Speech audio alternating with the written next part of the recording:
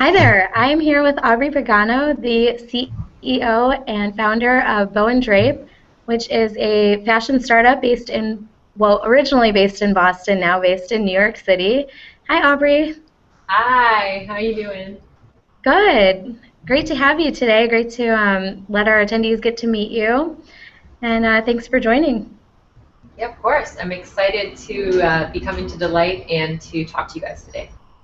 Great. So, first off, I guess tell us a little bit about yourself and your story and how you came to start Drape. Sure.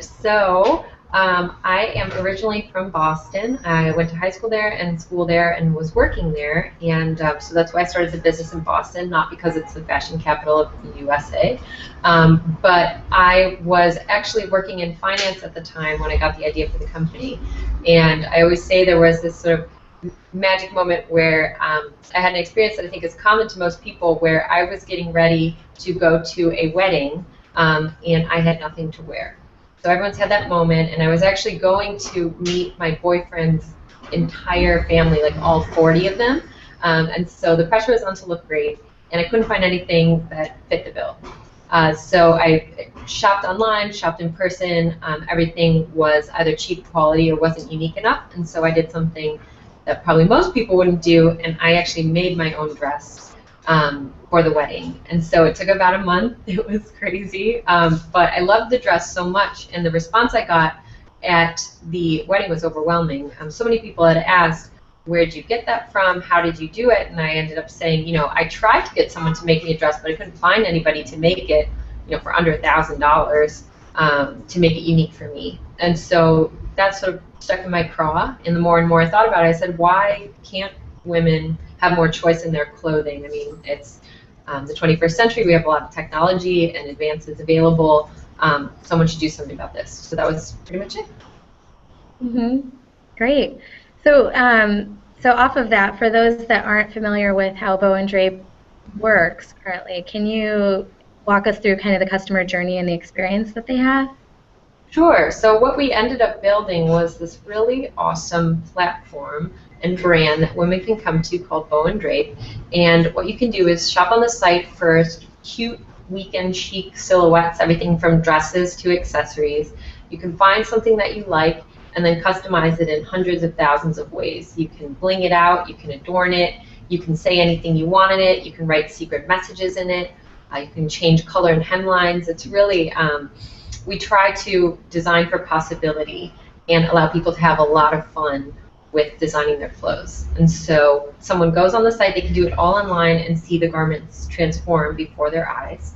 And then once they decide on something that they love, we make it here in New York or in Las Vegas actually in about 2 to 3 weeks, and then we ship the garment directly to our customers' doors. So sort of ta-da, in 2 to 3 weeks your garment shows up on your doorstep, and it's 100% made for you in the US. That's great. I love the quote that I was taking a peek through your LinkedIn earlier, and I love the quote that you have on there about individuality as like the future of retail. And I think that's definitely true. I mean, you're seeing more and more brands trying to emulate what you guys are doing really pretty flawlessly, in my opinion. So what I love also about Drape is I remember talking to you last year about something on your site and the way that I, as a customer, use the site. And I love that you guys are pretty adaptable in the way that you're updating your products and your website. And as a pretty young startup, that's really impressive to see. Can you talk a bit about the design process and how those things kind of roll out? In terms of product and technology, or just specifically in terms of the user experience? I guess a bit of both. I mean, how does your team work to create the customer experience online and then also offline? Yeah. Well, we think as an early brand, it's super important to listen to our customers. We sort of always try and have our ear close to the ground. We recently started every week reaching out to our sort of best and worst customers to talk to them and have conversations with them about what their experience was like personally. So I called up people yesterday asking them about, what we can do better. So I think the first thing is being a good listener. And so then from that, we make sort of educated decisions based on what our customers are telling us and what the data is telling us. And so that's how we've tried to work it. And I think that's one of the advantages of being so small is you can be really nimble and you can use that that information that you have to make a decision. So what we've always done is try to go from the customer and work backwards to say, you know, a lot of our team is sort of young women. We're all customers of Bow and Drape, and so we sort of design intuitively about how would we want to experience the site, what kind of customer service do we expect when we're shopping online, and sort of engineer our processes and our design and our flows backwards from that. So that's the main way that we do it, but then there's obviously like the nuts and bolts and theory behind a lot of it too. But that's what I would say. It's a lot about being a good listener and thinking intuitively about like what good really means for our own personal values and trying to emulate that for our customers. Mm-hmm. Sure. And you mentioned part of listening and being a good listener to empathize with the customers. Part of that is that you are kind of your target demographic. What does the team look like over at Bow and Drape these days? So we are all women except for our CTO. So he is definitely the rooster in the hen house. But we have a CTO, a COO, who's the head of operations, who basically does everything from when a customer hits order until the garment's delivered. And then we have a marketing team and support staff. And we recently hired a partnerships person. So there's 8 of us for now, and there will be a dozen of us come this summer. So it should be a really exciting time for the company. Oh, great. That's so exciting to hear. I mean, I know that you have typically worn many hats among the founder and CEO role. You're also a creative director over there. Where do you glean inspiration for the new ways that you're growing the business? Yeah, so definitely, I mean, from a product standpoint, being in New York is definitely one of the great, things that has really sparked my inspiration. I think just walking down the street every day, it's super inspiring. There's so many different kinds of people. You can see how they're sort of expressing themselves in different ways. So I look a lot toward surroundings and popular culture. Oh my gosh, flashing lights.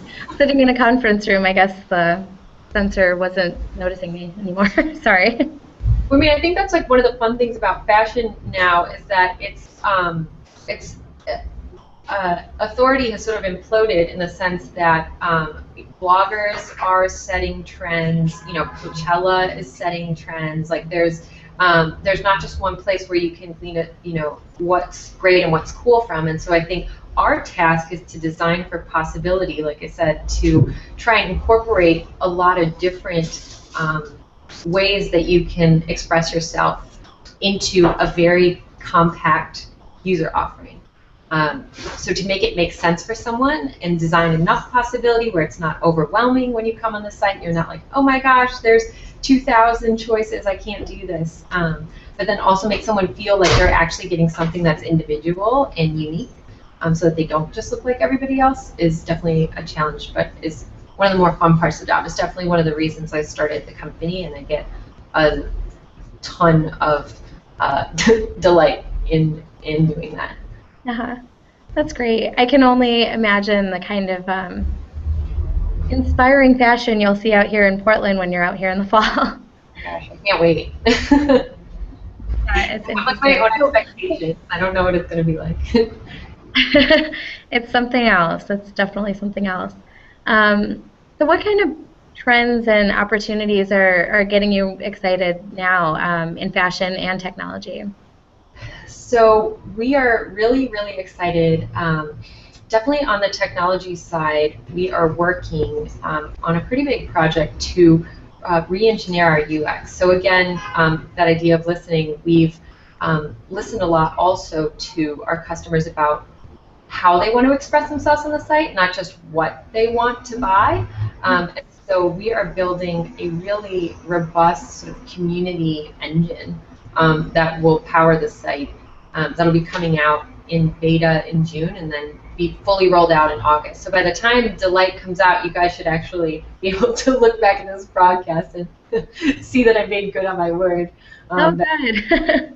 This new experience on the site, but it's really the idea of, we believe as a company that everyone can be a tastemaker and that everybody has great taste, and so it's how do we build an experience where we can allow people to showcase that and share that to the rest of the world and really have a lot of pride in that, because we think that's so much the fun of designing something is that you have like the pride over the end product that it's actually yours. So there'll be a ton of really awesome new features on the site that came directly from what we've seen our customers do both on the site and offline.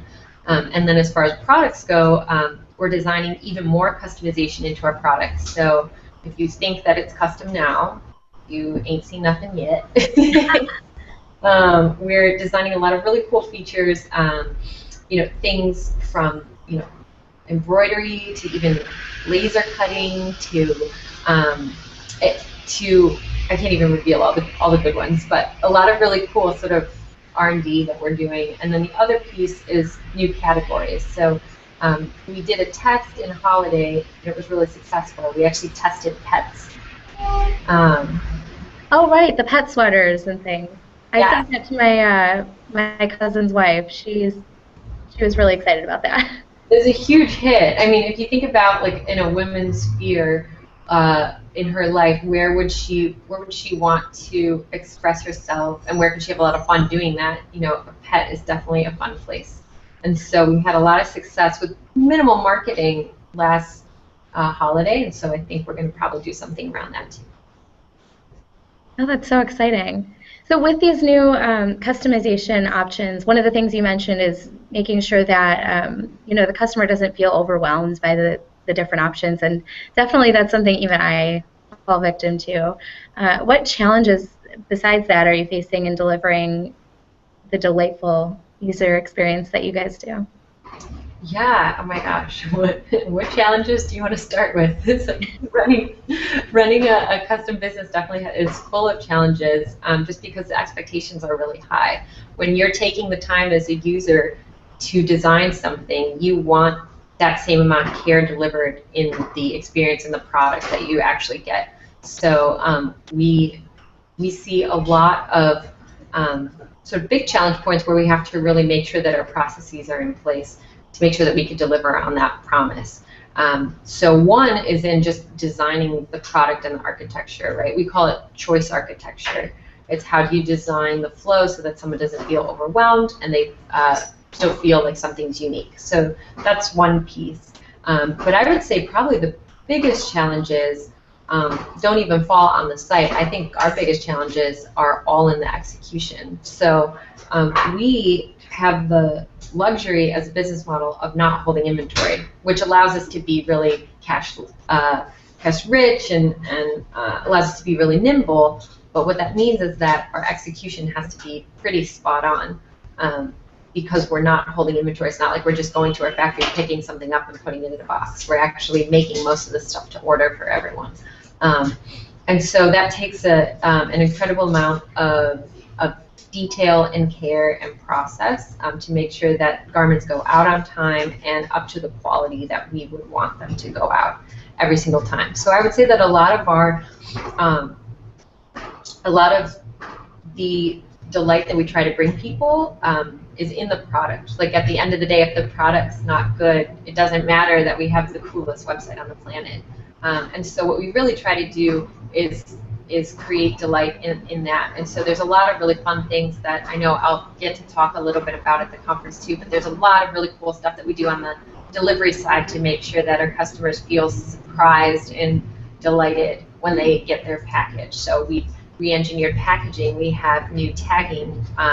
Katie, I know you have on a bow ring, which is like something that we surprise our customers with. We give them little trinkets in their boxes. So we try to make it this unveiling experience. When you actually get the Bone Drape box, you know it's a box because it's super well branded and like iconic, but then when you open it, there's all these little fun things that happen to make sure that your garment feels, again, as special as it was to you when you designed it on the site. That's so exciting. I'm really excited to hear kind of how all of this comes together over the next few months, especially with all the changes that you're talking about. I'm looking forward to hearing a little more about them in October. Have you given any thought to what? I know it sounds like there are a lot of changes going on, and I think that there's a lot of insight that our attendees can glean from, being a startup and being at kind of the intersection of design and technology. Have you thought about what you'll be talking about at the conference? Yeah, I think the two things that I'm really excited about talking to the group are one is about something that's really oh, hold on, my my like my calendar just popped up to say that I have another meeting. Sorry, want to make sure I can see you. So so one that I'm really excited to talk about is about that. I've talked about a lot, but it's this experience of surprise. So we think of surprising our customers as this sort of idiom for how we can have satisfaction with them and ultimately lead to greater retention and bigger brand building and all this stuff. So we do a lot along the way, whether it's on our user interface through to delivering our packages and how we pack them, that has to do with this idea of surprise. And so the hope is that what I can bring to the conferences is talk to people about some of those thought processes and sort of mental models to get folks thinking about how exceeding expectations can really lead to an incredibly delightful experience. So that's one that I am excited to talk about. And then the other, which I think will be really timely, is this idea of community. So we're building this community. We've had a sort of journey with our community, and so though it's not fully baked, my hope is that what I'll be able to report on is, why we've built a really strong platform for community and how that can lead to customer satisfaction and retention and all that stuff. Oh, great. I'm so excited. That'll be especially timely. I mean, you'll be up there with Uber and Facebook, who are also both, very big on the plan. I know you've met a handful of the Uber guys out there in Boston too. But so, what are you looking forward to most about being out in Portland in October? Well, I think one is being able to just hear from other companies. I mean, I think for us, this is a huge part of our core value system. So to be able to learn from other people who really value this as well is going to be a really exciting thing for us. Like, basically, I should just take a tape recorder and just take it around with me. And the other is, I think, just experiencing, beyond meeting people, which I think is one of the really great parts about conferences, just to see Portland. I've never been to Portland. I hear so much about Portland. There's a ton of new brands popping up in Portland. It seems like a really cool cultural center, so I'm just excited to come hang. Great. Well, we're excited to have you, and this has been fantastic, Aubrie. Thank you so much for chatting with me, and I look forward to seeing you in a few months. Yeah, same. All right. Talk to you soon, Katie. Thanks. Bye.